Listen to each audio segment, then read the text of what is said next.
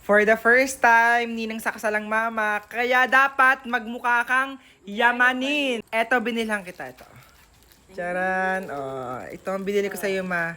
Yamaning kwintas, hikaw at singsing. Tingnan mo, ma, kung gaano kaganda yan. Ito yung kwintas, guys, oh, yamanin. Oh, meron siyang ano tawag dito, ma? May brilyante. Brilyante ng hangin.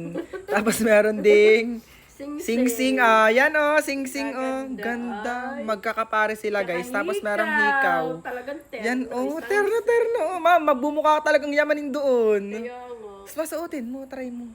Please welcome ang madam natin. Ay, nangingintab ang ang sing-sing, Nangingintab. Nangingintab din ang kwintas. Ang hikaw, tingnan ang hikaw. Pak na pak. Yung kabilang hikaw.